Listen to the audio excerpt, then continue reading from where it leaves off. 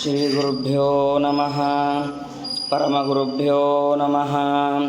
ಶ್ರೀಮದಾನಂದತೀರ್ಥಭಗವತ್ಪಾದಾಚಾರ್ಯಗುರುಭ್ಯೋ ನಮಃ. ಹರಿ ಓಂ. ನಾರಾಯಣಂ ಸುರಗುರುಂ ಜಗದೇಕನಾಥಂ ಭಕ್ತಪ್ರಿಯಂ ಸಕಲಲೋಕನಮಸ್ಕೃತಂಚ ತ್ರೈಗುಣ್ಯವರ್ಜಿತಮಜಂ ವಿಭುಮಾದ್ಯಮೀಶಂ ವಂದೇ ಭವಗ್ನಮರಾಸುರಸಿದ್ಧ್ಯವಂದ್ಯಂ. ನಾರಾಯಣಂ ನಮಸ್ಕೃತ್ಯ ನರಂ ಚೈವ ನರೋತ್ತಮಂ ದೇವೀಂ ಸರಸ್ವತೀಂ ವ್ಯಾಸಂ ತತೋ ಜಯಮುದೀರಯೇತ್. ಅಭ್ರಮಂ ಭಂಗರಹಿತಂ ಅಜಡಂ ವಿಮಲಂ ಸದಾ ಆನಂದತೀರ್ಥಮತುಲಂ ಭಜೆ ತಾಪತ್ರಯಾಪಹಂ. ಯಸ್ಯ ವಾಕ್ಕಾಮಧೇನುರ್ನಃ ಕಾಮಿತಾರ್ಥಾನ್ ಪ್ರಯಚ್ಛತಿ ಸೇವೆ ತಂ ಜಯಯೋಗೀಂದ್ರಂ ಕಾಮಬಾಣಚಿದಂ ಸದಾ. ಪೂಜ್ಯಾಯ ರಾಘವೇಂದ್ರಾಯ ಸತ್ಯಧರ್ಮರತಾಯ ಚ ಭಜತಾಂ ಕಲ್ಪವೃಕ್ಷಾಯ ನಮತಾಂ ಕಾಮಧೇನವೇ. ಶ್ರೀ ಸತ್ಯವರದುಗ್ಧಾಬ್ಧೇಃ ಉತ್ತಿತಾ ಜಗತಿ ತಲೆ ಸುಧಾ ಶ್ರೀ ಸತ್ಯಧರ್ಮಾಖ್ಯಾ ಪಾವಯೇ ಸ್ಮರತಃ ಸದಃ. ಸತ್ಯಾಭಿಘ್ನಕರಾಬ್ಜೋತ್ಥಾನ್ ಪಂಚಾಶದ್ವರ್ಷಪೂಜಕಾನ್ ಸತ್ಯಪ್ರಮೋದತೀರ್ಥಾರ್ಯಾನ್ ನೌಮಿನ್ಯಾಯ ಸುಧಾರತಾನ್. ಶ್ರೀ ಸತ್ಯಾತ್ಮತೀರ್ಥ ಸ್ವಾಮಿ ಶ್ರೀಪಾದಗುರುಭ್ಯೋ ನಮಃ. ಹರಿ ಓಂ. ಆಪಾದಮೌಳಿಪರ್ಯಂತಂ ಗುರುಣಾಂ ಆಕೃತಿಂ ಸ್ಮರೇತ್ ತೇನ ವಿಘ್ನಾಃ ಪ್ರಣಶ್ಯಂತಿ ಸಿದ್ಧ್ಯಂತಿ ಚ ಮನೋರಥಾಃ. ಹರಿ ಓಂ.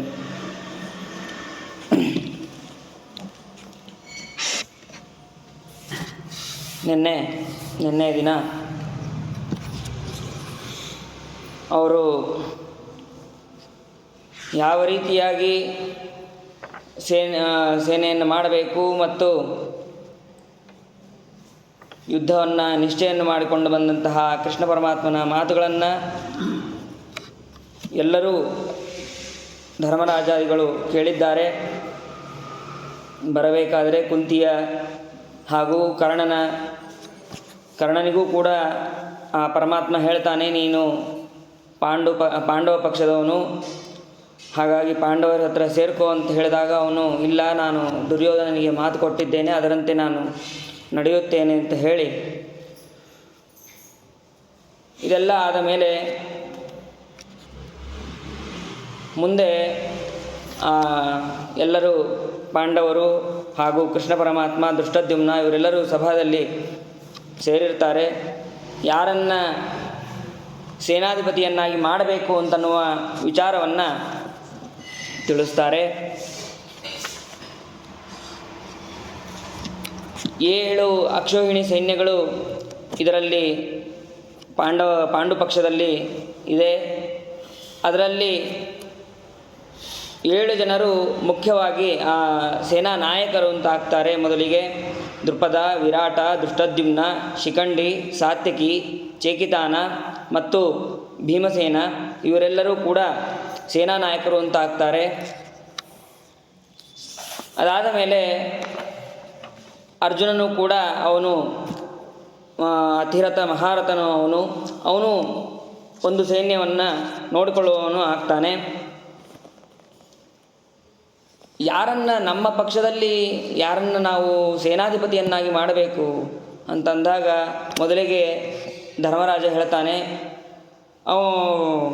ನಮ್ಮ ಪಕ್ಷದಲ್ಲಿ ಬಹಳ ಬಲಿಷ್ಠನಾದವನು ಹಾಗೂ ಭೀಷ್ಮಾಚಾರ್ಯರಿಗೆ ಯಾರು ಯುದ್ಧದಲ್ಲಿ ಬಿಲ್ಲು ಬಾಣಗಳನ್ನು ಬಿಡುತ್ತಾನೋ, ಸತತವಾಗಿ ಬಿಡುತ್ತಾನೋ ಅಂತಹ ದೃಪದನನ್ನು ನಾವು ಸೇನಾಧಿಪತಿಯನ್ನಾಗಿ ಮಾಡಬೇಕು ಅಂತ ಯುಧಿಷ್ಠಿರ ಹೇಳ್ತಾನೆ.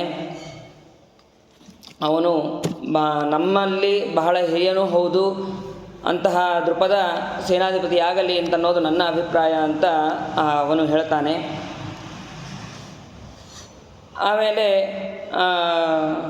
ಅರ್ಜುನ ಹೇಳ್ತಾನೆ,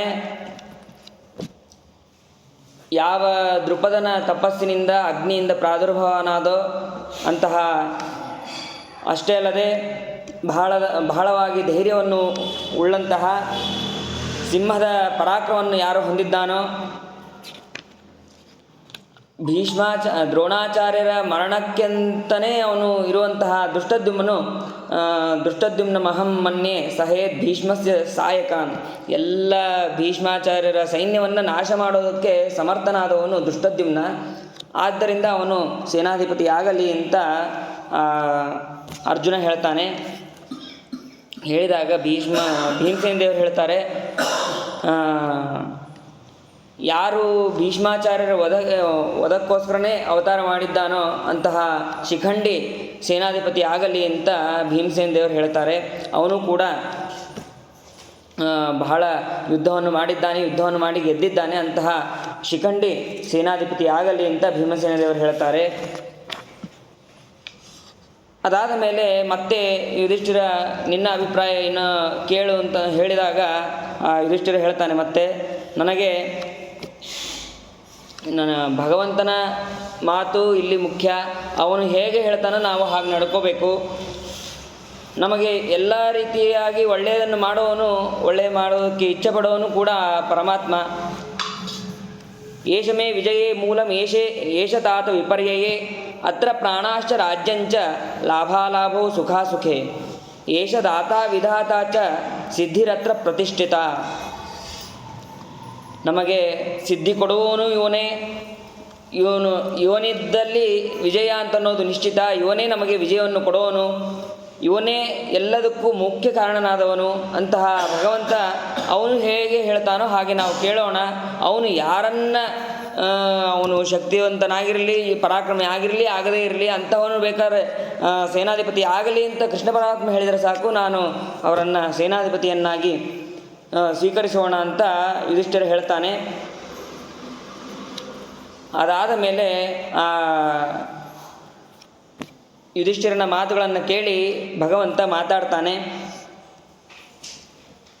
ನನ್ನ ಅಭಿಪ್ರಾಯವೂ ಅರ್ಜುನನ ಅಭಿಪ್ರಾಯವೂ ಒಂದೇ. ಸರ್ವ ಸೇನಾಧಿಪತಿಯಾಗಿ ದೃಷ್ಟದ್ಯುಮ್ನೇ ಆಗಲಿ. ಯಾಕೆ ಅಂತಂದರೆ ಎಲ್ಲ ಶತ್ರುಗಳನ್ನು ಸಂಹಾರ ಮಾಡೋದಕ್ಕೆ ಅವನಿಗೂ ವಿಶೇಷವಾದಂತಹ ಚಾಣಾಕ್ಷತೆ, ಪರಾಕ್ರಮ ಎಲ್ಲವೂ ಕೂಡ ಅವನಿಗೆ ಇದೆ.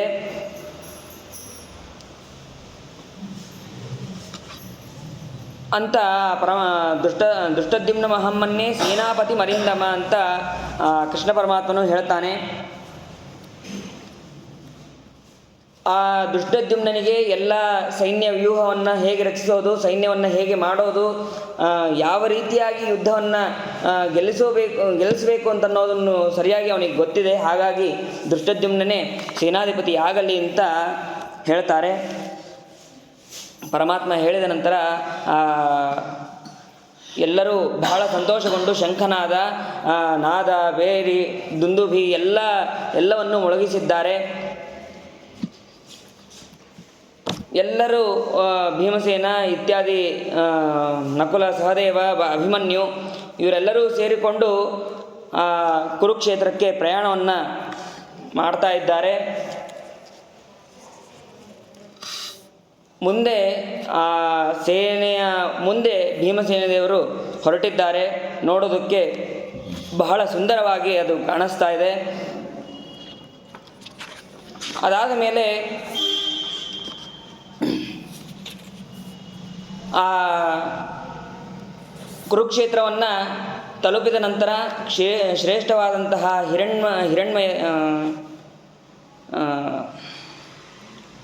ಹಿರಣ್ಮತಿ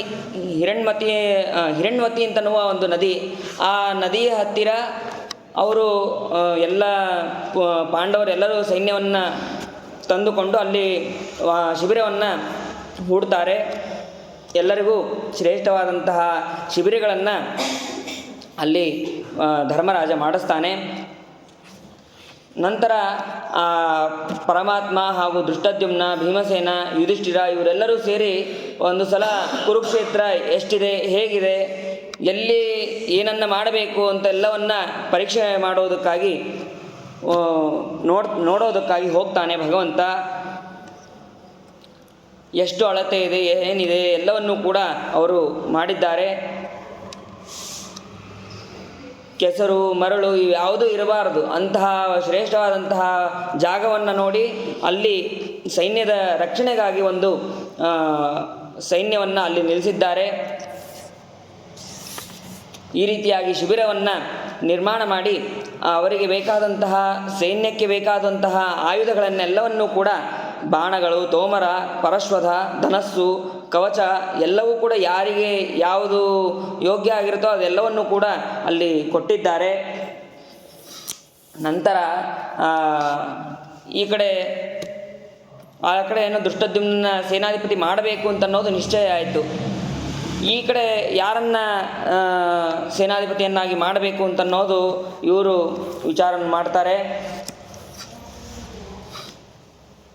ಇಲ್ಲಿ ಭೀಷ್ಮಾಚಾರ್ಯರಿಗೆ ಕರ್ಣ ಬಂದು ಹೇಳ್ತಾನೆ, ದುರ್ಯೋಧನ ಬಂದು ಹೇಳ್ತಾನೆ, ಒಂದು ಸೈನ್ಯಗೆ ಸೇನಾಧಿಪತಿಯಾಗಿ ಒಬ್ಬನು ಇದ್ದರೆ ಮಾತ್ರ ಆ ಸೈನ್ಯವನ್ನು ರಕ್ಷಣೆ ಮಾಡೋದಕ್ಕೆ ಸಾಧ್ಯ. ಅಂತಹ ಮುಖ್ಯವಾಗಿ ಎಲ್ಲವನ್ನೂ ತಿಳಿದಂತಹ ಕುರು ಪಿತಾಮಹರಾದಂತಹ ಭೀಷ್ಮಾಚಾರ್ಯರೇ, ನೀವು ಈ ಸೈನ್ಯವನ್ನು ನಡೆಸಿಕೊಂಡು ಹೋಗಬೇಕು ಅಂತ ಅವನು ದುರ್ಯೋಧನ ಪ್ರಾರ್ಥನೆ ಮಾಡ್ತಾನೆ.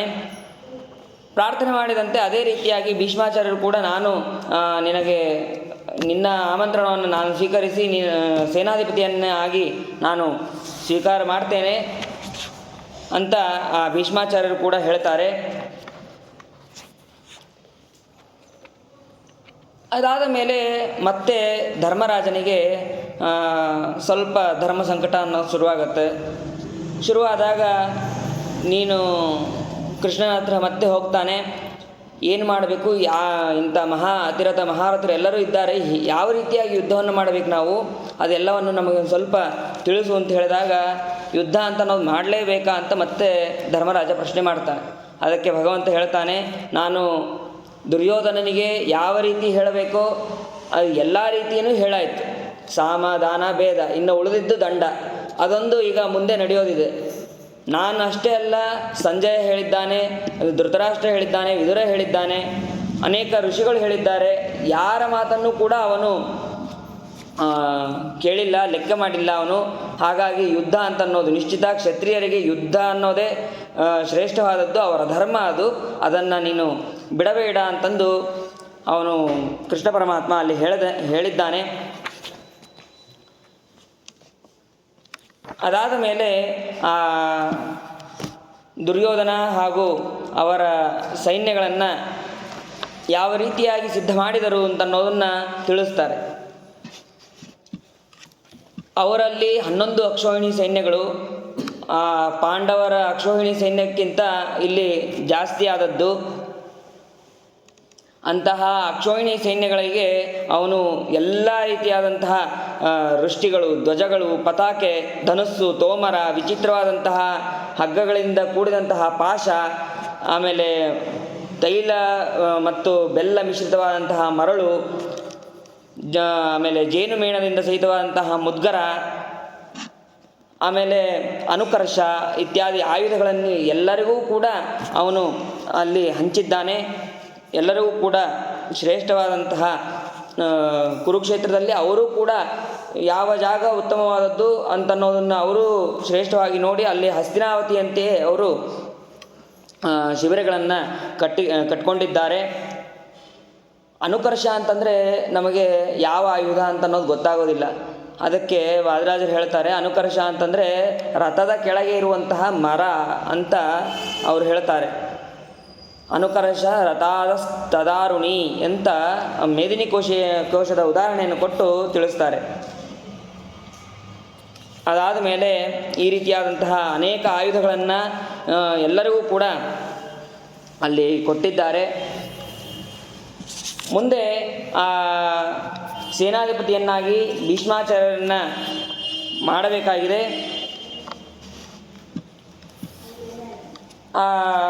ಮತ್ತೆ ದುರ್ಯೋಧನ ಕೇಳ್ತಾನೆ, ನಾವು ಯುದ್ಧದಲ್ಲಿ ನಿಮ್ಮ ಅನುಚರರಾಗಿ ನಾವು ಇರ್ತೇವೆ, ನೀವು ಹೇಳಿದಂತೆ ನಾವು ಕೇಳ್ತೇವೆ ಅಂತ ದುರ್ಯೋಧನ ಭೀಷ್ಮಾಚಾರ್ಯರಿಗೆ ಹೇಳ್ತಾನೆ.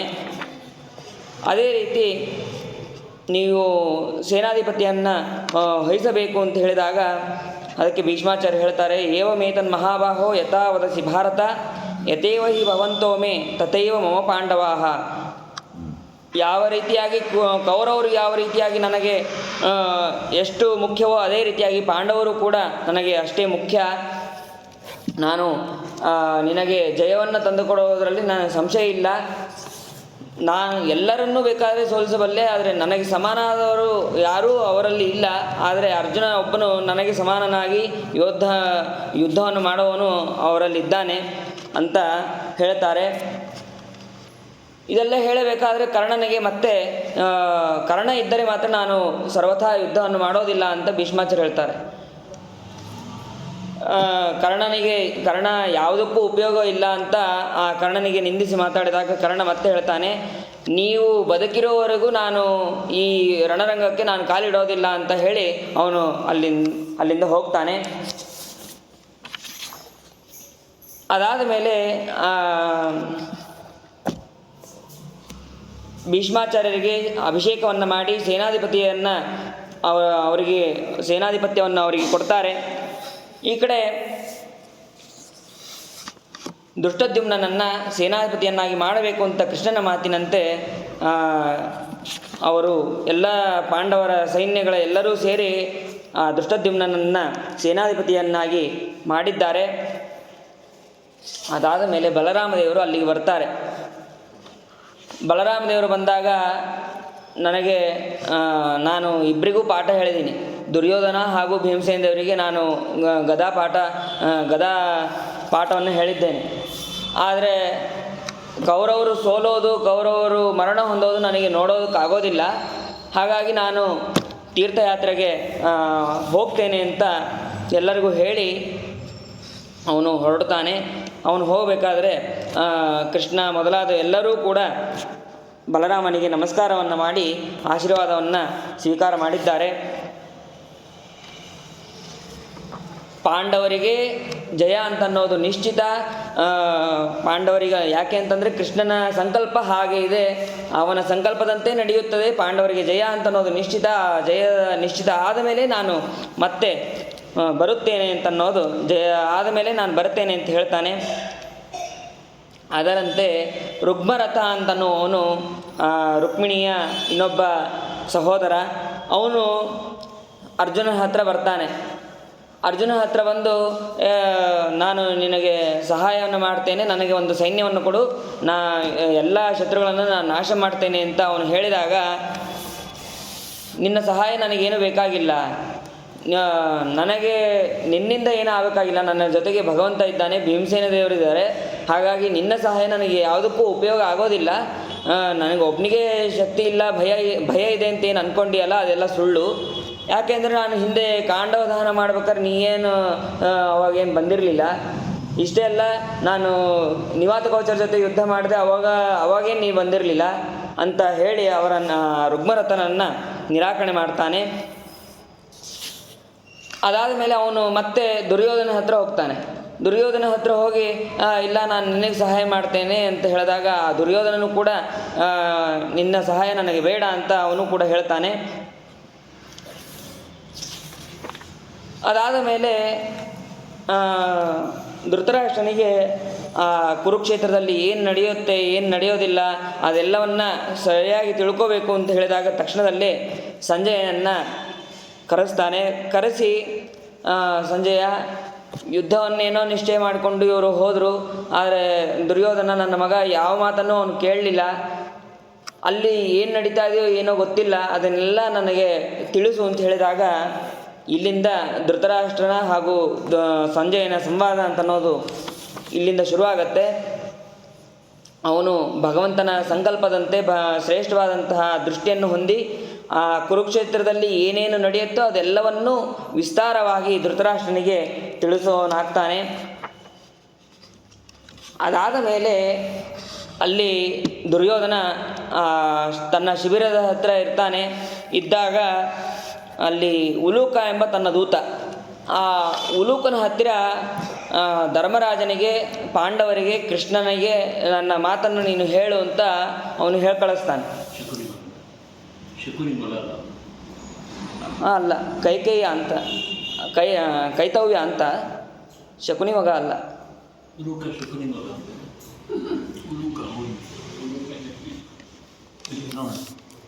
ಆ ಉಲೂಕನಿಗೆ ಹೇಳ್ತಾನೆ, ಧರ್ಮರಾಜನಿಗೆ ಹಾಗೂ ಎಲ್ಲ ಪಾಂಡವರಿಗೆ, ಆ ಪಾಂಡವರ ಸೈನ್ಯದಲ್ಲಿ ಸೇನಾಪತಿ ಅಂತಹ ಎಲ್ಲ ಸೇನಾ ನಾಯಕರಿಗೆ ಮತ್ತು ಕೃಷ್ಣನಿಗೆ ವಿಶೇಷವಾಗಿ ಹೇಳಿ ಕಳಿಸ್ತಾನೆ. ಏನಂತಂದರೆ, ನೀನು ಧರ್ಮರಾಜನಿಗೆ ಹೇಳ್ತಾನೆ ಮೊದಲು, ನೀನು ಬಹಳ ಧರ್ಮ ಅಂತ ಇದ್ದಿ, ಈಗ ಮಾಡ್ತಾ ಇರೋದು ಅಧರ್ಮ, ನಿನಗಾದರೂ ಇದು ಸರಿ ಅನ್ಸತ್ತಾ ಅಂತ ಒಂದು ಉದಾಹರಣೆಯನ್ನು ಕೊಟ್ಟು ಹೇಳ್ತಾನೆ. ಏನಂತಂದರೆ, ಒಂದು ಬೆಕ್ಕು, ಆ ಬೆಕ್ಕು ನದಿ ಹತ್ರ ತಪಸ್ಸನ್ನು ಮಾಡ್ತಾ ಇರುತ್ತೆ.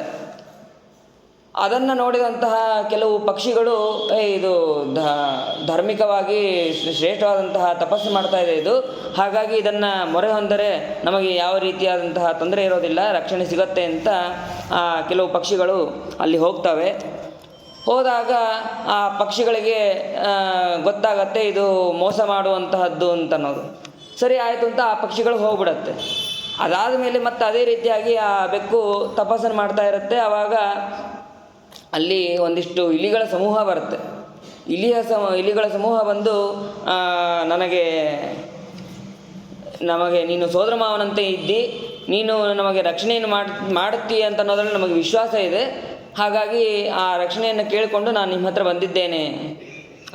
ಇಲಿಯೇ ತನ್ನ ಆಹಾರ, ಇದು ಬೆಕ್ಕಿನ ಆಹಾರ ಇಲಿ, ಅದು ತನ್ನ ಸಾವನ್ನು ತಾವೇ ಹುಡುಕೊಂಡು ಹೋಗಿದೆ. ಹಾಗೆ ಆಯಿತು ಸರಿ, ನಾನು ನಿಮಗೆ ಸಹಾಯವನ್ನು ಮಾಡ್ತೇನೆ ಅಂತ ಆ ಬೆಕ್ಕು ಕೂಡ ಹೇಳಿದೆ. ಅದಾದ ಮೇಲೆ ಆ ಬೆಕ್ಕು ನೀವು ನನಗೊಂದು ಸಹಾಯ ಮಾಡಬೇಕು. ಏನಂತಂದರೆ, ನಾನು ನಿತ್ಯ ನದಿಗೆ ಹೋಗಿ ಸ್ನಾನ ಮಾಡಿ ಬರೋದಕ್ಕೆ ಆಗೋದಿಲ್ಲ, ಹಾಗಾಗಿ ನನ್ನನ್ನು ನೀವು ಕರೆದುಕೊಂಡು ಹೋಗಿ ಬರಬೇಕು ಅಂತ. ಸರಿ ಆಯಿತು, ನಮ್ಮನ್ನು ಹೇಗಿದ್ದರೂ ರಕ್ಷಣೆ ಮಾಡುತ್ತೆ, ಇದೊಂದು ಸಹಾಯವನ್ನು ಮಾಡೋಣ ಅಂತ ಆ ಇಲಿಗಳೆಲ್ಲವೂ ಕೂಡ ಆ ಬೆಕ್ಕನ್ನು ಮೊರೆ ಹೋಗಿದೆ. ನಿತ್ಯದಲ್ಲಿ ಒಂದು 4-5 ಇಲಿಗಳು ಕರೆದುಕೊಂಡು ಹೋಗಬೇಕು. ಕರೆದುಕೊಂಡು ಹೋದಾಗ ನಿತ್ಯ 2 ಇಲಿಗಳನ್ನು ಈ ಬೆಕ್ಕು ತಿಂತಾ ಇರಬೇಕು. ವಿಚಾರ ಮಾಡ್ತಾರೆ.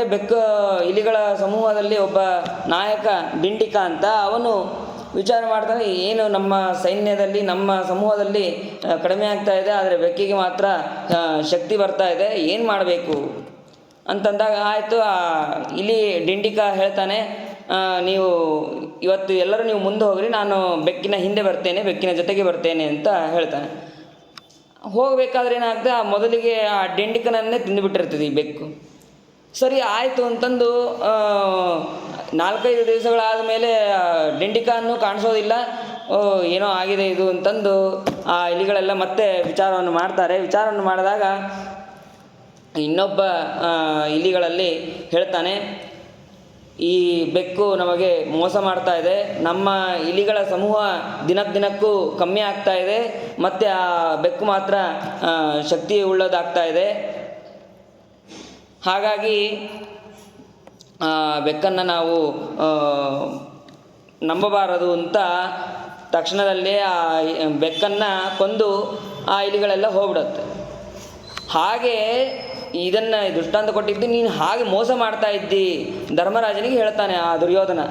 ನೀನು ಹಾಗೆ ಮೊದಲಿಗೆ ಧರ್ಮ ಅಂತಂದು ಹೇಳಿ ಈಗ ಅಧರ್ಮವನ್ನು ಮಾಡ್ತಾ ಇದ್ದಿ ಅಂತ ಆ ಧರ್ಮರಾಜನಿಗೆ ನಿಂದಿತವಾಗಿ ಮಾತಾಡ್ತಾನೆ. ಮತ್ತು ಭೀಮಸೇನ ದೇವರಿಗೂ ಕೂಡ ಹೇಳ್ತಾನೆ, ಎಲೆ ರುಕೋದ್ರನೇ, ಯಾವ ಸಭೆಯಲ್ಲಿ ನೀನು ಪ್ರತಿಜ್ಞೆಯನ್ನು ಮಾಡಿದೆಯೋ ಅದನ್ನು ನೀನು ನೆರವೇರಿಸು, ನಿಮ್ಮ ಕೈಲಿ ಆದರೆ ನೆರವೇರಿಸು ನೀನು ಅಂತ ಅನೇಕವಾದಂತಹ ಮಾತುಗಳನ್ನು ದುರ್ಯೋಧನ ಹೇಳ್ತಾನೆ. ಹೇಳಿದ ನಂತರ ಉಲೂಕ ಇವ್ರ ಹತ್ರ ಬರ್ತಾನೆ. ಧರ್ಮರಾಜನ ಹತ್ರ ಬಂದಾಗ ಅವನು ಮೊದಲು ಹೇಳ್ತಾನೆ, ನಾನು ಮಾತಾಡೋದು ಯಾವುದು ನನ್ನ ಮಾತಲ್ಲ, ನನ್ನ ಮೇಲೆ ಕೋಪಕ್ಕೆ ಬರಬೇಡ್ರಿ, ಕೋಪಕ್ಕೆ ಬಂದು ನನ್ನನ್ನು ಕೊಲ್ಲಕ್ಕೆ ಹೋಗಬೇಡ್ರಿ, ದಯವಿಟ್ಟು ಕ್ಷಮೆ ಇರಲಿ ಅಂತ ಹೇಳಿದಾಗ ಉಲೂಕನ ಮಾತು ಸರಿ ಆಯಿತು ಹೇಳಪ್ಪ ಅಂತ ಯುಧಿಷ್ಠಿರ ಹೇಳ್ತಾನೆ. ಹೇಳಿದಾಗ ಅವನು ದುರ್ಯೋಧನ ಹೇಳಿದ್ದಕ್ಕೆ ಸ್ವಲ್ಪ ಇನ್ನಷ್ಟು ಉಪ್ಪು ಖಾರಗಳನ್ನು ಸೇರಿಸಿ ಅವನು ಹೇಳ್ತಾನೆ. ಹೇಳಿದಾಗ ಅಲ್ಲಿ ಭೀಮಸೇನ ದೇವರಿಗೆ, ಅರ್ಜುನರಿಗೆ ಎಲ್ಲರಿಗೂ ಕೋಪ ಬರುತ್ತೆ. ಕೋಪ ಬಂದು ಕೂತವ್ರು ಎಲ್ಲರೂ ಕೂಡ ಎದ್ದು ನಿಂತು ಅವನನ್ನು ಅವನಿಗೆ ಕುರಿತು ಹೇಳ್ತಾರೆ, ನೀನೇನು ಸಂದೇಶವನ್ನು ತೊಗೊಂಬಂದಿದ್ಯೋ ಅವನಿಗೂ ಕೂಡ ನನ್ನ ಸಂದೇಶವನ್ನು ತಿಳಿಸು ಅಂತ ಭೀಮಸೇನ ದೇವರು ಎಲ್ಲರೂ ಕೂಡ ಮಾತಾಡ್ತಾರೆ. ಭೀಮಸೇನ ದೇವರು ಹೇಳ್ತಾರೆ, ನೋಡಪ್ಪ, ನಾನು ಧರ್ಮರಾಜನ ಸಲುವಾಗಿ ನಾನು ಶಾಂತನಾಗಿದ್ದೀನಿ. ನನ್ನ ರೂಪವನ್ನು ನೀನು ನೋಡಿಲ್ಲ.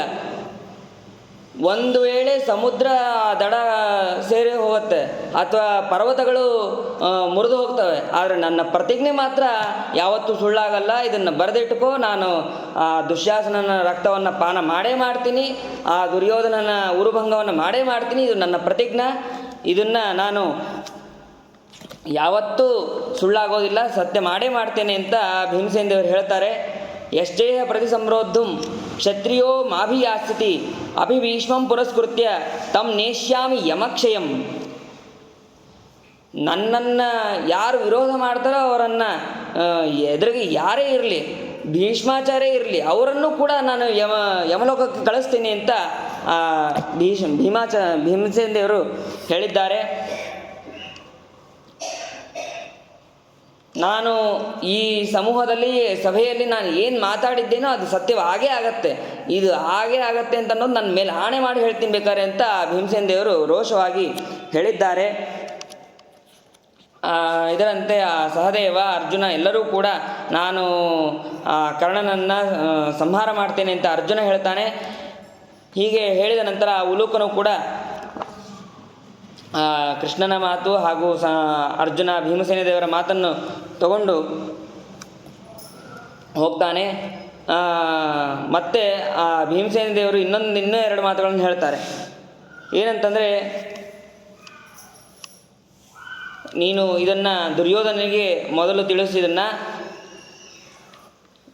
ಉಲೂಕ ಮಧ್ವಚೋ ಬ್ರೂಹಿ ದುರ್ಮತಿಂ ಪಾಪಪುರುಷಂ ಶಟಂ ನೈಕೃತಿಕಂ ಪಾಪಂ ದುರಾಚಾರಂ ಸುಯೋಧನಂ ಪ್ರತಿಜ್ಞಾತಂ ಮಯಾ ಯಚ್ಚ ಸಭಾ ಮಧ್ಯೆ ನರಾಧಮ ಕರ್ತಾಹಂ ತದ್ವಚ ಸತ್ಯಂ ಸತ್ಯೇನೇವ ಶಪಾಮಿತೆ. ನಾನು ಸಭೆಯ ಮಧ್ಯದಲ್ಲಿ ಏನು ಪ್ರತಿಜ್ಞೆಯನ್ನು ಮಾಡಿದ್ದೇನೋ ಆ ಮಾತನ್ನು ಸತ್ಯವಾಗಿ ನಾನು ನಡೆಸ್ತೇನೆ, ಇದನ್ನು ಪ್ರಮಾಣ ಮಾಡಿ ಹೇಳ್ತೇನೆ ಅಂತ ಭೀಮಸೇನ ದೇವರು ಬಹಳ ರೋಷದಿಂದ ಹೇಳ್ತಾರೆ. ನೀನು ಅಷ್ಟೇ ಅಲ್ಲ, ನಿನ್ನ ತಮ್ಮಂದ್ರೆ ಎಲ್ಲರೂ ಕೂಡ ಭೀಷ್ಮಾಚಾರ್ಯರ ಮುಂದೆನೇ ನಾನು ಕಾಲಿಗೆ ಹೊಸಕ್ಕೆ ಹಾಕ್ತೀನಿ ಅಂತ ಭೀಮಸೇನ ದೇವರು ಹೇಳಿದ್ದಾರೆ. ಇದೆಲ್ಲ ಕೇಳಿದಂತಹ ಉಲೂಕನಿಗೆ ಹೆದರಿಕೆ ಅಲ್ಲೇ ಶುರುವಾಗಿ ಹೋಗಿದೆ, ನಾನು ಬಂದೆ ಅಂತ. ಅದಾದ ಮೇಲೆ ಉಲೂಕ ದುರ್ಯೋಧನ ಹತ್ತಿರ ಬಂದು ಅವರ ಎಲ್ಲ ಮಾತುಗಳನ್ನು ಕೂಡ ತಿಳಿಸ್ತಾನೆ. ತಿಳಿಸಿದ ನಂತರ ಕರ್ಣನಿಗೆ ಹೇಳ್ತಾನೆ, ದುರ್ಯೋಧನ, ನಾಳೆಯೇ ಯುದ್ಧದ ಘೋಷವನ್ನು ನೀನು ಹೊರಡಿಸು, ಎಲ್ಲ ಯುದ್ಧಕ್ಕೆ ಸಿದ್ಧರಾಗಲಿ ಅಂತ ದುರ್ಯೋಧನ ಹೇಳ್ತಾನೆ. ಅದರಂತೆ ಕರ್ಣನು ಕೂಡ ಹೇಳ್ತಾನೆ, ಯುದ್ಧದ ಘೋಷವನ್ನು ಹೊರಡಿಸುತ್ತಾನೆ. ಆಮೇಲೆ ಅವರೆಲ್ಲರೂ ಕೂಡ ಸೈನ್ಯ ಪದಾತಿಗಳು, ಸೈನಿಕರು, ಅಶ್ವವನ್ನು ಹತ್ತಿದವರು, ಗಜವನ್ನು ಏರಿದವರು ಎಲ್ಲರೂ ಕೂಡ ಸಾಲಾಗಿ ಬಂದು ಹೊರಡುತ್ತಾರೆ. ಅದಾದ ಮೇಲೆ ಭೀಷ್ಮಾಚಾರ್ಯರಿಗೆ ದುರ್ಯೋಧನ ಪ್ರಶ್ನೆ ಮಾಡ್ತಾನೆ, ನಮ್ಮ ಸೈನ್ಯದಲ್ಲಿ ಎಷ್ಟು ಪ್ರಾಬಲ್ಯ ಇದೆ, ಅವರ ಸೈನ್ಯದಲ್ಲಿ ಎಷ್ಟು ಪ್ರಾಬಲ್ಯ ಇದೆ, ನೀವು ಎಷ್ಟು ದಿನದಲ್ಲಿ ನೀವು ಯುದ್ಧವನ್ನು ಮಾಡಿಸ್ಕೊಡ್ತೀರಿ, ಎಷ್ಟು ದಿನದಲ್ಲಿ ಮುಗಿಸ್ತೀರಿ ಅಂತಿವೆಲ್ಲ ಕೇಳ್ತಾನೆ. ಮುಂದೆ ಮೊದಲಿಗೆ ಅತಿರಥ ಮಹಾರಥ ಇವರನ್ನೆಲ್ಲರನ್ನ ಅವನು ವಿಚಾರ ಮಾಡ್ತಾನೆ. ಅದಕ್ಕೆ ನೀನು ಯಾವ ಪ್ರಶ್ನೆಯನ್ನು, ಯಾವ ಸಮಯಕ್ಕೆ ಯಾವ ಪ್ರಶ್ನೆಯನ್ನು ಮಾಡಬೇಕೋ ಅದನ್ನೇ ಮಾಡಿದ್ದೀಯಪ್ಪ ಅಂತ ನನಗೆ ಯಾವುದು ಗೊತ್ತೋ ಅದನ್ನೆಲ್ಲವನ್ನು ಹೇಳ್ತೇನೆ ಅಂತ ಭೀಷ್ಮಾಚಾರ್ಯರು ಹೇಳ್ತಾರೆ.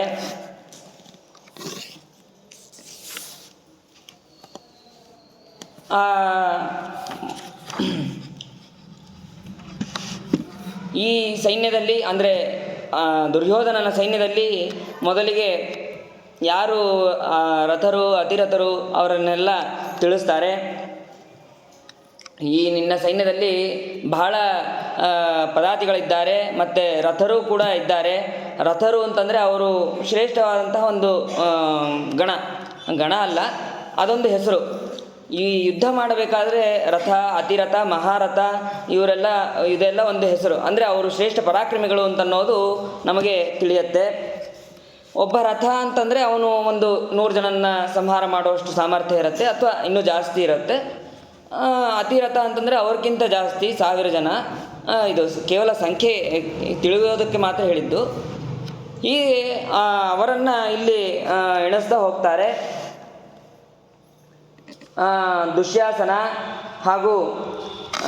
ದುಶ್ಯಾಸನ ಒಬ್ಬ ಅತಿರಥ, ಶ್ರೇಷ್ಠ ರಥ ಅಂತ ಭೀಷ್ಮಾಚಾರ್ಯ ಹೇಳ್ತಾರೆ. ಯಾಕೆ ಅಂತಂದರೆ ಅವನು ಭೇದನ ಮಾಡೋದರಲ್ಲಿ ಎಲ್ಲವನ್ನು ತಿಳಿದಂತಹ ಅವನು, ಗದಾಯುದ್ಧದಲ್ಲಿ ತಿಳಿದವನವನು. ಆದ್ದರಿಂದ ಎಲ್ಲ ಸೈನಿಕರನ್ನು, ಶತ್ರುಗಳನ್ನು ನಾಶ ಮಾಡೋದರಲ್ಲಿ ಸಂದೇಹವಿಲ್ಲ ಅಂತ ಹೇಳ್ತಾರೆ. ಆಮೇಲೆ ದ್ರೋಣಾಚಾರ್ಯರು, ಕೃಪಾಚಾರ್ಯರು, ನಿನ್ನ ಈ ಸೇನಾಪತಿಯನ್ನು ನಡೆಸುವಂತಹ ಭೀಷ್ಮನಾದ ನಾನು ಕೂಡ ಒಬ್ಬ ಮಹಾರಥನೇ ಅಂತ ಭೀಷ್ಮಾಚಾರ್ಯರು ಹೇಳ್ತಾರೆ. ನನ್ನ ಬಗ್ಗೆ ನಾನು ಹೇಳ್ಕೊಳ್ಳೋದು ಅದು ಉಚಿತವಲ್ಲ, ಅದು ನಿನಗೆ ಗೊತ್ತಿದ್ದೇ ಇದೆ. ನಾನು ಎಷ್ಟು ಪರಾಕ್ರಮಿ ಅಂತ ಅನ್ನೋದು ನಿನಗೆ ಗೊತ್ತಿದ್ದೇ ಇದೆ ಅಂತ ಭೀಷ್ಮಾಚಾರ್ಯರು ಹೇಳ್ತಾರೆ. ಸೋಮದತ್ತನ ಮಗನಾದಂತಹ ಭೂರಿಶ್ರವ, ಆಮೇಲೆ ಸಿಂಧೂ ರಾಜನಾದಂತಹ ಜಯದ್ರಥ, ನಿನ್ನ ತಮ್ಮಂದಿರು ಎಲ್ಲರೂ ಕೂಡ ರಥರು. ಆಮೇಲೆ ಮದ್ರರಾಜನಂತಹ ಶಲ್ಯ, ಅವನು ಅತಿರಥ. ಆಮೇಲೆ ಕಾಂಬೋಜ ದೇಶದ ರಾಜನಾದಂತಹ ಸುದಕ್ಷಿಣ, ಆಮೇಲೆ ಮಾಹಿಷ್ಮತಿಪತಿಯಾದಂತಹ ನೀಲಕವಚ, ನೀಲ ಅಂತ ಅವನ ಹೆಸರು. ಹೀಗೆ ಎಲ್ಲರ ಅತಿರಥರ ಹೆಸರುಗಳನ್ನು ಹೇಳ್ತಾ ಹೋಗಿ ಕೊನೆಗೆ ಈ ಅತಿರಥರಲ್ಲಿ ಕರ್ಣನನ್ನು ಲೆಕ್ಕ ಮಾಡೋದೇ ಇಲ್ಲ. ಕರ್ಣನನ್ನು ಅರ್ಧರಥ ಅಂತ ಅಂದು ಆ ಭೀಷ್ಮಾಚಾರ್ಯರು ಹೇಳ್ತಾರೆ. ಹೇಳಿದಾಗ ಮತ್ತೆ ಆ ಕರ್ಣನಿಗೆ ಬಹಳ ಕೋಪ ಬರುತ್ತೆ. ನೀವು ಯಾವಾಗಲೂ ನನ್ನನ್ನು ಹೀಯಾಳಿಸಿ ನೋಡ್ತಾ ಇರ್ತೀರಿ, ನಾನು ಏನು ಯುದ್ಧ ಮಾಡ್ತೀನಿ ಅಂತ ಅನ್ನೋದು ನಿಮಗೆ ಗೊತ್ತಿಲ್ಲ. ನೀವು ಹೋದ್ಮೇಲೆ ನಾನು ಯುದ್ಧ ಮಾಡ್ತೇನೆ ಅಂತ ಇದನ್ನು ಮತ್ತೆ ಹೇಳಿದ್ದಾನೆ. ಆವಾಗ ದುರ್ಯೋಧನನಿಗೆ, ನೀವು ಜಗಳ ಆಡೋದು ಸಾಕು, ನನಗೆ ಆ ರಥಾತಿರಥರ ನಮಗೆ ಸಂಖ್ಯೆಯನ್ನು ತಿಳಿಸ್ರಿ ಅಂತ ಹೇಳಿದಾಗ ಮುಂದೆ ದುರ್ಯೋಧನ ಕೇಳ್ತಾನೆ, ನಮ್ಮ ಕಡೆ ತಿಳಿಸಿದ್ರಿ, ಅವರ ಕಡೆ ಯಾರು ಅತಿರಥರು ಮಹಾರಥರು ಯಾರಿದ್ದಾರೆ ಅಂತಂದಾಗ ಆ ಭೀಷ್ಮಾಚಾರ್ಯರು ಇಷ್ಟೋ ತನಕ ಸಾಮಾನ್ಯವಾಗಿ ನಮ್ಮ ಸೈನ್ಯದಲ್ಲಿ ಇಷ್ಟಿದೆ ಅಂತ, ಆದರೆ ಇವರ ಸೈನ್ಯದಲ್ಲಿ ಪ್ರತಿಯೊಬ್ಬರೂ ಅತಿರಥ ಮಹಾರಥರು ಇದ್ದಾರೆ, ನೀ ಅವರನ್ನು ಸೋಲ್ಸೋಕ್ಕಾಗೋದಿಲ್ಲ, ಈಗಾದರೂ ನೀನು ಯುದ್ಧವನ್ನು ಬಿಟ್ಟು ಸಂಧಿ ಆಗು ಅಂತ ಮತ್ತೆ ಹೇಳ್ತಾರೆ. ನೀವು ಅದನ್ನು ಬಿಟ್ಟು ಅತಿರಥರ ಹೇಳ್ರಿ ಅಂತ ದುರ್ಯೋಧನ ಕೇಳ್ತಾನೆ. ಯುಧಿಷ್ಠಿರ, ಅರ್ಜುನ ಅಂತೂ ಅತಿರಥ. ಅವನ ಹತ್ತಿರ ಗಾಂಡೀವ ಧನಸ್ಸು, ಶ್ರೇಷ್ಠವಾದಂತಹ ಬತ್ತಳಿಕೆ ಎಲ್ಲವೂ ಕೂಡ ಅವನ ಹತ್ತಿರ ಇದೆ. ಭಗವಂತನ ಅನುಗ್ರಹ ಯಾವಾಗಲೂ ಅವನ ಮೇಲೆ ಇದೆ. ಹಾಗಾಗಿ ಅವನು ಎಲ್ಲರನ್ನ ಸಂಹಾರ ಮಾಡುವುದು ನಿಶ್ಚಿತ. ಅಂತಹ ಅವನು ಶ್ರೇಷ್ಠ ರಥ ಅಂತ ಅವನನ್ನು ಹೇಳ್ತಾರೆ. ಅದಾದ ಮೇಲೆ ಭೀಮಸೇನ ದೇವರು ಅವರು 1 ರಥ 2 ರಥ ಅಲ್ಲ, ಅವರು ಒಂದು 8 ರಥರಿಗೆ ಸಮಾನ, ಅಷ್ಟು ಯೋಗ್ಯತೆ ಉಳ್ಳವರವರು ಭೀಮಸೇನ ದೇವರು. ಅವರ ಬಾಹುಬಲ ಎಷ್ಟು ಅಂತಂದರೆ 10,000 ಆನೆ ಬಲ ಉಳ್ಳವರು ಯಾರು ಭೀಮಸೇನ ದೇವರು. ಅಷ್ಟು ಬಲ ಉಳ್ಳವರು ಅವರು. ಸಾಮಾನ್ಯ ಮಾನವರು ಅಲ್ಲೇ ಅಲ್ಲ, ಅವನು ಮನುಷ್ಯನೇ ಅಲ್ಲ ಅಂತಂದು ಅವರನ್ನು ಈ ರೀತಿಯಾಗಿ ವರ್ಣನೆ ಮಾಡ್ತಾರೆ. ನಕುಲ, ಸಹದೇವ, ದೃಷ್ಟದ್ಯುಮ್ನ, ದೃಪದ, ವಿರಾಟ ಇವರೆಲ್ಲರೂ ಕೂಡ ಅತಿರಥ ಮಹಾರಥರು ಆಗಿದ್ದಾರೆ ಅಂತಂದು ತಿಳಿಸ್ತಾನೆ. ಅದಾದ ಮೇಲೆ ಎಲ್ಲರೂ ಅಭಿಮನ್ಯು, ಸಾತ್ಯಕಿ ಇವರೆಲ್ಲರೂ ಕೂಡ ಉತ್ತಮೋಜ ಇವರೆಲ್ಲರೂ ಶ್ರೇಷ್ಠವಾದಂತಹ ಅತಿರಥ ಮಹಾರಥರು ಇದ್ದಾರೆ ಅಂತ ಪಾಂಡವ ಸೈನ್ಯವೂ ಕೂಡ ಅವನು ಭೀಷ್ಮಾಚಾರ್ಯರು ತಿಳಿಸಿದ್ದಾರೆ. ಇಷ್ಟೆಲ್ಲ ತಿಳಿಸಿದ ಮೇಲೆ ಶಿಖಂಡಿಯು ಕೂಡ ಒಬ್ಬ ಅವನು ಶ್ರೇಷ್ಠವಾದಂತಹ ರಥವುಳ್ಳವನು, ಅವನು ಮಹಾರಥ ಅಂತ ಹೇಳ್ತಾರೆ. ಆದರೆ ನಾನು ಶಿಖಂಡಿಯ ಜೊತೆ ನಾನು ಯುದ್ಧವನ್ನು ಮಾಡೋದಿಲ್ಲ. ಯಾಕೆ ಅಂತಂದರೆ ಅವನು ಮೊದಲಿಗೆ ಸ್ತ್ರೀಯಾಗಿ ಆಮೇಲೆ ಪುಂಸವನ್ನು ಹೊಂದಿದ್ದಾನೆ. ನಾನು ಆ ಪ್ರತಿಜ್ಞೆ ಅಂತ ಅನ್ನೋದು ಜಗತ್ತಿಗೆ ಗೊತ್ತಿದೆ. ಹಾಗಾಗಿ ನಾನು ಅವನ ಜೊತೆ ಅವನು ಎದುರಿಗೆ ಬಂದರೆ ಮಾತ್ರ ನಾನು ಯುದ್ಧವನ್ನು ಮಾಡೋದಿಲ್ಲ. ಸಹಿ ಸ್ತ್ರೀ ಪೂರ್ವಕೋ ರಾಜನ್ ಶಿಖಂಡಿ ಯದಿತೆ ಶ್ರುತಃ ಕನ್ಯಾಭೂತ್ವ ಪುಮಾಂಜಾತೋ ನಯೋತ್ಸೆ ತೇನ ಭಾರತ. ಶಿಖಂಡಿ ಪೂರ್ವದಲ್ಲಿ ಸ್ತ್ರೀಯಾಗಿದ್ದ, ಅವನು ಮೊದಲೇ ಕನ್ಯೆಯಾಗಿದ್ದು ನಂತರ ಪುರುಷನಾಗಿದ್ದಾನೆ. ಆದ್ದರಿಂದ ನಾನು ಅವನ ಜೊತೆಯಲ್ಲಿ ಯುದ್ಧವನ್ನು ಮಾಡೋದಿಲ್ಲ ಅಂತ ಭೀಷ್ಮಾಚಾರ್ಯ ಹೇಳ್ತಾರೆ. ಹೇಳಿದಾಗ ಸರ್ವಾನ್ಸ್ತ್ವಾನ್ ನನ್ಯಾನ್ ಹನಿಷ್ಯಾಮಿ ಪಾರ್ಥಿವಾನ್ ಭರತರ್ಷಭ ಯಾನ್ ಸಮೇಷ್ಯಾಮಿ ಸಮರೆ ನತು ಕುಂತಿ ಸುತಾನ್ ನೃಪ. ಇನ್ನೊಂದು ಮಾತನ್ನು ಅವರು ಹೇಳ್ತಾರೆ, ನಾನು ಎಲ್ಲರನ್ನ ಬೇಕಾದರೆ ಸಂಹಾರ ಮಾಡ್ತೇನೆ, ಆದರೆ ಪಾಂಡು ಮಕ್ಕಳನ್ನು ನಾನು ಸಂಹಾರ ಮಾಡೋದಿಲ್ಲ, ಕೊಲ್ಲೋದಿಲ್ಲ ಅಂತ ದುರ್ಯೋಧನನಿಗೆ ಎಲ್ಲ ರಥ ಅತಿರಥರ ಎಲ್ಲವನ್ನೂ ಕೂಡ ತಿಳಿಸಿದ್ದಾರೆ. ಇದಾದ ಮೇಲೆ ದುರ್ಯೋಧನ ಮತ್ತೆ ಪ್ರಶ್ನೆ ಮಾಡ್ತಾನೆ, ನೀವು ಶಿಖಂಡಿ ಜೊತೆ ಯಾಕೆ ಯುದ್ಧವನ್ನು ಮಾಡೋದಿಲ್ಲ, ನೀವು ಯಾಕೆ ಆ ರೀತಿ ನಡೆದುಕೊಳ್ತೀರಿ, ಯಾಕೆ ಆ ಪ್ರತಿಜ್ಞಾ ಅಂತಂದು ಕೇಳಿದಾಗ ಅವರು ಭೀಷ್ಮಾಚಾರ್ಯರು ಮೊದಲಿನ ಕಥೆಯನ್ನು ಹೇಳ್ತಾರೆ. ಹಿಂದೆ ಕಾಶಿರಾಜ, ಆ ಕಾಶಿರಾಜನ ಸಂದರ್ಭದಲ್ಲಿ ಸ್ವಯಂವರ ಸಂದರ್ಭ, ಆ ಸಂದರ್ಭದಲ್ಲಿ ಅಂಬಾಲಿಕಾ, ಅಂಬಿಕಾ ಇವರು 3 ಜನರನ್ನು ಅವರನ್ನು ಸ್ವಯಂವರ ಮಾಡ್ಕೋಬೇಕು ಅಂತ ಸಿದ್ಧನಾಗಿರ್ತಾನೆ. ಆ ಸಮಯದಲ್ಲಿ ಭೀಷ್ಮಾಚಾರ್ಯರು ತನ್ನ ತಂದೆಗೋಸ್ಕರನಾಗಿ ವಿಚಿತ್ರ ವೀರ್ಯನ ಸಲುವಾಗಿ ಅಂಬಾಳನ್ನ ಕರೆದುಕೊಂಡು ಬರ್ತಾಳೆ. ಅದರಲ್ಲಿ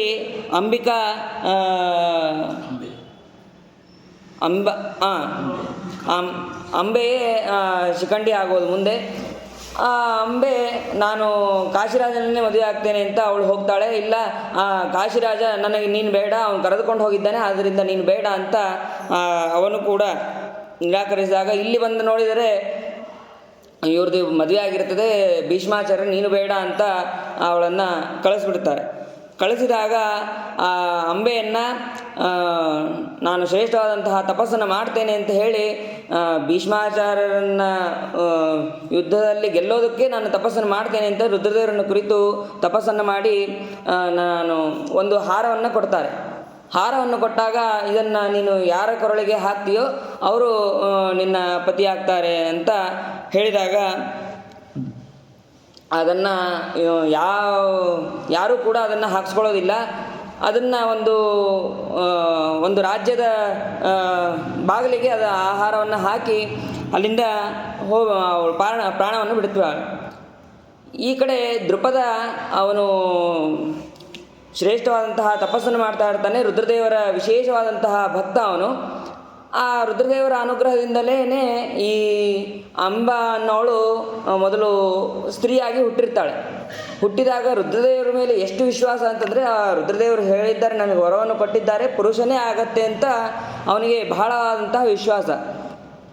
ಸರಿ ಆಗಲಿ ಅಂತ ಅವನಿಗೆ ಅಂದರೆ ಇವಳಿಗೆ ಪುರುಷನ ಸಂಸ್ಕಾರವನ್ನೇ ಕೊಡ್ತಾ ಹೋಗ್ತಾನೆ ದೃಪದ ರಾಜ. ಕೊಡ್ತಾ ಹೋದಾಗ ಆಯಿತು, ಸರಿ ಆಯಿತು, ಇನ್ನು ಮದುವೆ ಮಾಡಬೇಕು. ಮದುವೆ ಮಾಡೋ ಸಂದರ್ಭದಲ್ಲಿ ಆದರೂ ಕೂಡ ರುದ್ರದೇವರ ಮೇಲೆ ವಿಶ್ವಾಸ ಆ ದೃಪದ ರಾಜನಿಗೆ. ಆ ರುದ್ರದೇವರು ಏನೇ ಆದರೂ ನನಗೆ ಮಾರ್ಗವನ್ನು ತೋರಿಸ್ತಾರೆ ಅಂತ. ಸರಿ ಅಂತ ಒಂದು ಶ್ರೇಷ್ಠವಾದಂತಹ ಕನ್ಯೆಯನ್ನು ಕರೆದುಕೊಂಡು ಬಂದು ಮದುವೆಯನ್ನು ಮಾಡ್ತಾನೆ. ಮದುವೆಯನ್ನು ಮಾಡಿದಾಗ ಸರಿ ಇನ್ನು ಗಂಡ ಹೆಂಡತಿಯನ್ನು ಕೂಡಿಸ್ಬೇಕು ಅಂತಂದಾಗ ಆದರೆ ಅವಳಿಗೆ ಬಹಳ ಸಂಕೋಚ ಆಗತ್ತೆ. ಏನು ಮಾಡೋದು ಅಂತ ಗೊತ್ತಾಗದೆ ಒಂದು ವನಕ್ಕೆ ಹೋಗ್ತಾಳೆ. ತುಂಬುರು ಋಷಿಗಳ ಆಶ್ರಮ. ಅಲ್ಲಿ ಹೋದಾಗ ತುಂಬುರು ಋಷಿಗಳಿಗೆ ಹೇಳ್ತಾಳೆ, ನನಗೆ ಈ ರೀತಿ ಆಗಿದೆ ಅಂತ ಹೇಳಿದಾಗ ಅವಳು ತುಂಬುರು ಇದ್ದವರು ನನ್ನ ದೇಹವನ್ನು ನಿನಗೆ ಕೊಡ್ತೇನೆ, ನೀನು ಈ ದಿನವನ್ನು ಮುಗಿಸಿಕೊಂಡು ಬಂದು ಆಮೇಲೆ ನನಗೆ ನನ್ನ ದೇಹವನ್ನು ನನಗೆ ಕೊಡು ಅಂತ ಹೇಳಿದಾಗ ಆಯಿತು. ಅದರಂತೆ ಅವನು ದೇಹವನ್ನು ಪಡೆದು ಬರ್ತಾನೆ. ಬಂದು ಆ ಮರುದಿನ ಹೋದಾಗ ಆ ತುಂಬುರಿಗೆ ಏನು ಸ್ತ್ರೀತ್ವ ಇವಳು ಕೊಟ್ಟಿರ್ತಾಳೋ ಅದು ಕುಬೇರನಿಂದ ಶಾಪಗ್ರಸ್ತನಾಗಿ ನೀನು ಇದೇ ದೇಹದಲ್ಲಿ ಇರು ಅಂತ ಹೇಳ್ತಾರೆ. ಅದರಂತೆ ಆ ಸ್ಥೂಣಾಕರ್ಣ ಅಂತನೋ ಅವನ ಹೆಸರು. ಆ ಸ್ಥೂಣಾಕರ್ಣ ಅವನಿಂದ ಈ ದೇಹವನ್ನು ಪಡೆದು ಅವಳು ಪುಂಸವಾಗಿ ಶಿಖಂಡಿ ಅಂತ ಕರೆಸ್ಕೊಂಡಿರ್ತಾಳೆ. ಆದ್ದರಿಂದ ನಾನು ಅವಳ ಜೊತೆ ಯುದ್ಧ ಮಾಡೋದಿಲ್ಲ ಅಂತ ಭೀಷ್ಮಾಚಾರ್ಯರು ಎಲ್ಲ ವಿಸ್ತಾರವಾಗಿ ಹೇಳ್ತಾರೆ. ಶ್ರಿಯಂ ಹನ್ಯಾತ್ ಸಂತಃ ಕುರ್ಯು ವಿಗರ್ಹಣಾಂ ನೈನಂ ತಸ್ಮಾತ್ ಹನಿಷ್ಯಾಮಿ ದೃಷ್ಟಾಪಿ ಸಮರೇ ಸ್ಥಿತಂ. ಶಸ್ತ್ರಧಾರಿಯಾದಂತಹ ಅವನು ನನ್ನ ಎದುರಿಗೆ ಬಂದರೆ ನಾನು ಒಬ್ಬ ಸ್ತ್ರೀಯನ್ನು ಕೊಂದ ಅಂತ ಭೀಷ್ಮಾಚಾರ್ಯರಿಗೆ ಅಪಕೀರ್ತಿ ಬರೋದು ಬೇಡ ಅಂತಂದು ಆ ಭೀಷ್ಮಾಚಾರ್ಯರು ಹಿಂದಿನ ವೃತ್ತಾಂತವನ್ನು ಎಲ್ಲವನ್ನೂ ಕೂಡ ತಿಳಿಸಿ ಮತ್ತೆ ಪ್ರತಿಜ್ಞೆಯನ್ನು ಹೇಳ್ತಾರೆ. ಅದಾದ ಮೇಲೆ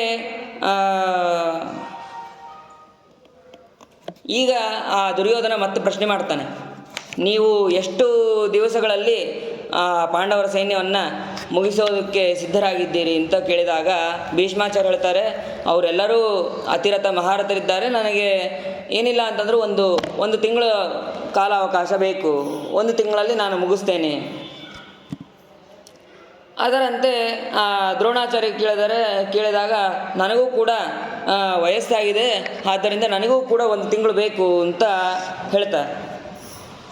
ಅದಾದ ಮೇಲೆ ಮತ್ತೆ ಕೃಪಾಚಾರ್ಯರಿಗೆ ಕೇಳಿದಾಗ ಅವರು 2 ಪಟ್ಟು ಹೇಳ್ತಾರೆ, ನನಗೆ 2 ತಿಂಗಳು ಬೇಕು ಅಂತ ಕೃಪಾಚಾರ್ಯರು ಹೇಳ್ತಾರೆ. ಅದಾದ ಮೇಲೆ ಮತ್ತೆ ಅವನು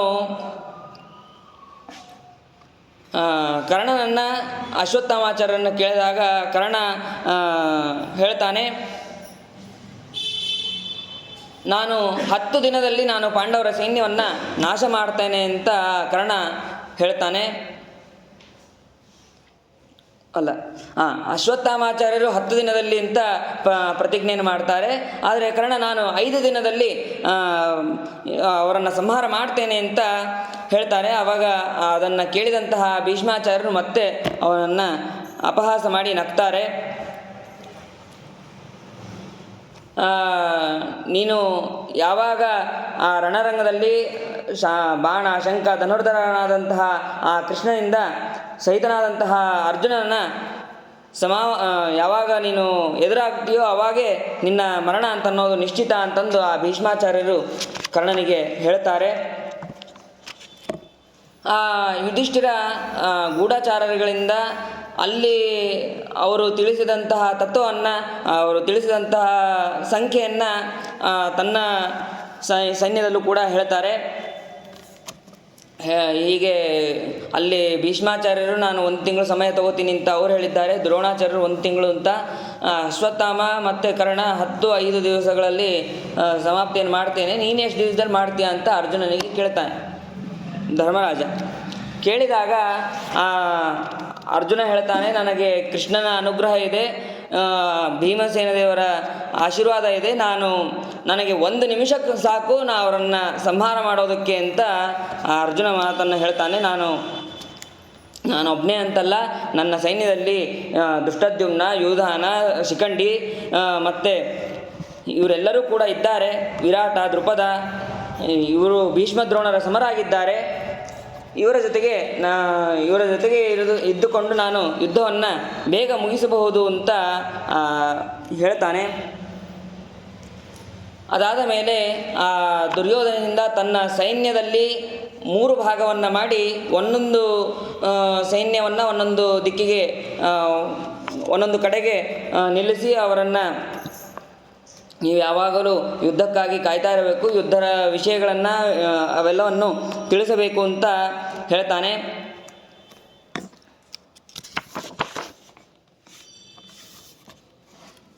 ಅಶ್ವತ್ಥಾಮಾಚಾರ್ಯರು, ಭೀಷ್ಮರು, ಆಮೇಲೆ ಸಿಂಧುರಾಜನಂತಹ ಜಯದ್ರಥ, ದಕ್ಷಿಣ ದೇಶ ಇವರು ದಕ್ಷಿಣ ದಿಕ್ಕಿಗೆ ಹೋಗ್ತಾರೆ. ಪಶ್ಚಿಮ ದೇಶದಂತಹ ಆ ಪಶ್ಚಿಮ ದಿಕ್ಕಿನಲ್ಲಿ